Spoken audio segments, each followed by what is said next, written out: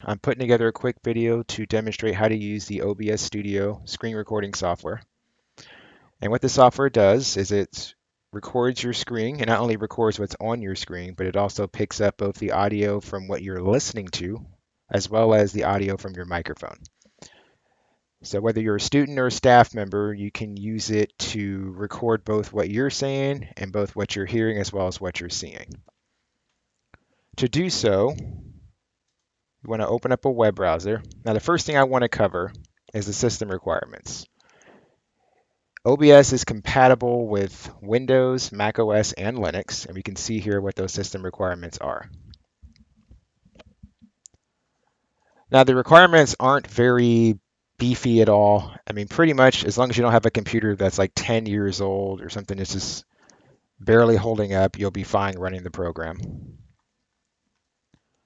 So I'm going to open a new tab here, and I'm just going to type into the search bar OBS Studio.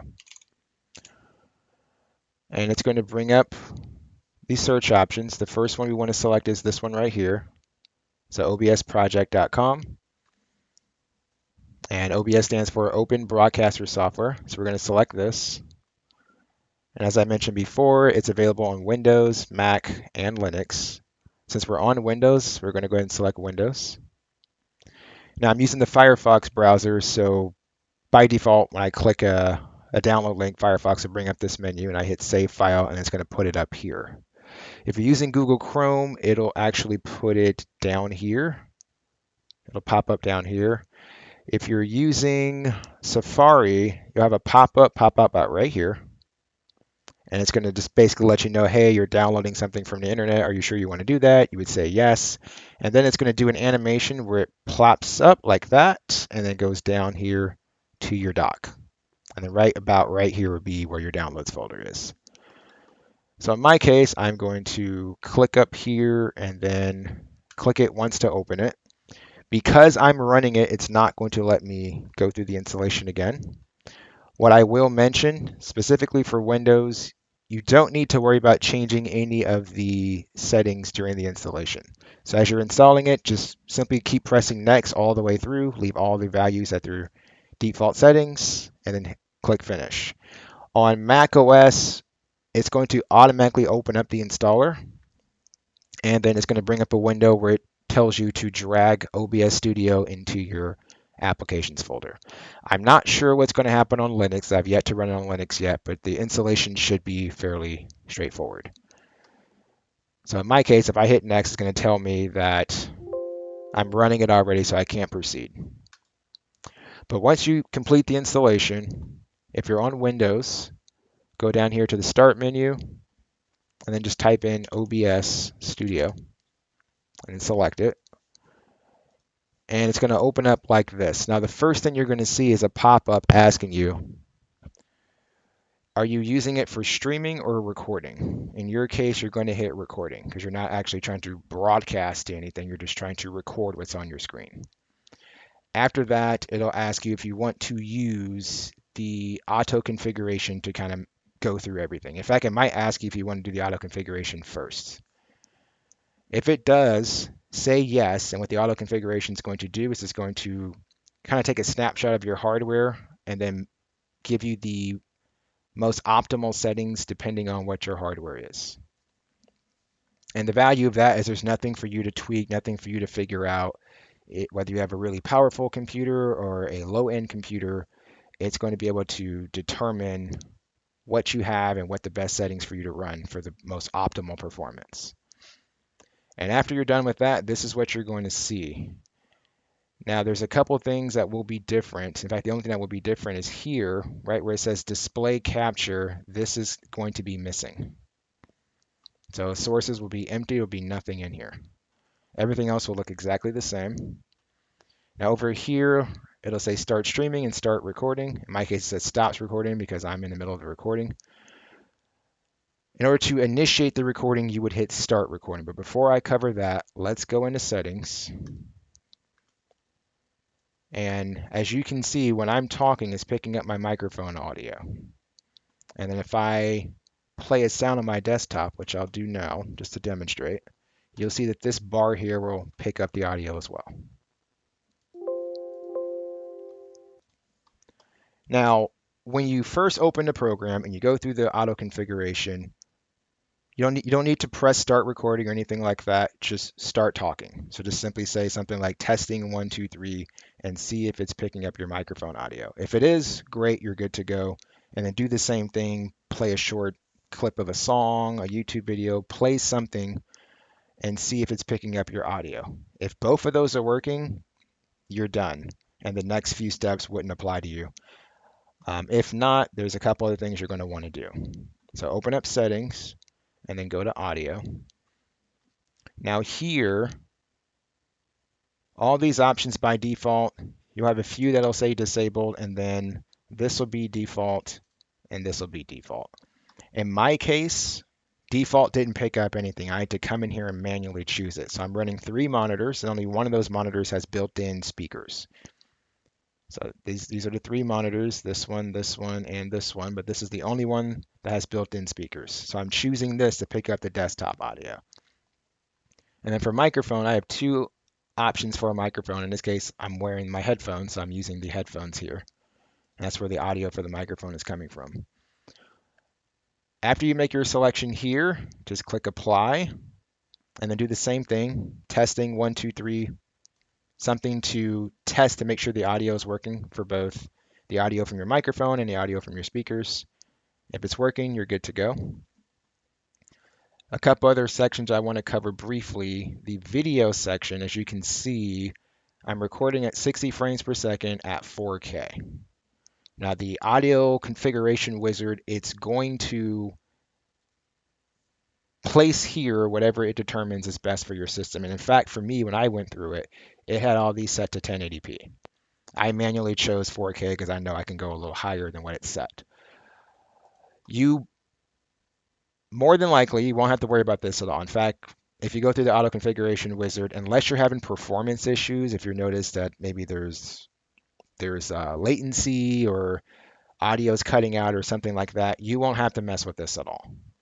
Or if you just want it to be higher, because it'll either pick 30 or 60 frames per second for your FPS. So if it picks 30, you want it to be 60, or if it picks 1080p, you want it to be 1440p or 4K, or you want it to be 720p, you can come in here and mess with it. But if you want to just set it and forget it, just go through the auto configuration wizard. It'll do all this for you and you won't have to worry about it at all. The last thing I'll show is output. And here it says for the encoder, it's hardware. That just simply means I have a built-in graphics card.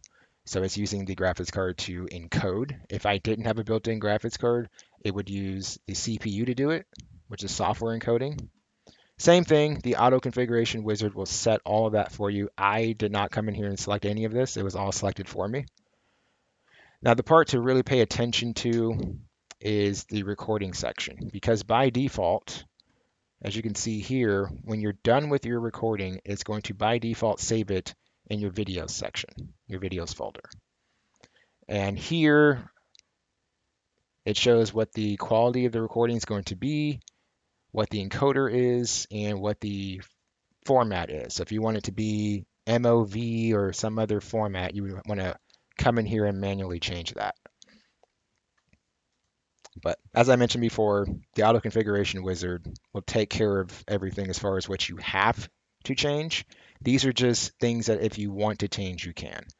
Now keep in mind, both the recording quality and the resolution that you have selected here is going to determine how big the file is going to be. So if you're trying to send a file, a screen recording through email, I think the limitation, the limitation of file attachment sizes is about 25 megabytes, I believe. So something like what I'm recording, and we've been going for almost 10 minutes now, this is not going to fit in those requirements. This is going to be probably close to 300 megabytes when the recording is done, because it's in 4K and because it's high quality. I would at least come in here and look at it to see what it's setting it to. You can drop the quality to a lower quality. Just keep in mind that might make things harder to see. So if you've ever watched a YouTube video on YouTube and you've chosen like 480p, it's not as clear as 1080p is. And if you go lower than 480p, it gets to be really, really unclear. So you can change the quality, you can up it or you can lower it. So if you can lower it if you want to save file size. I believe there's also an option in here that even if you're recording at like 4K or something, you can compress it to the point where it's a lower file size. It does, of course, cost you some quality, but these are only options that I would change. I would touch anything in this menu if you want to, if you're trying to up the quality or anything like that.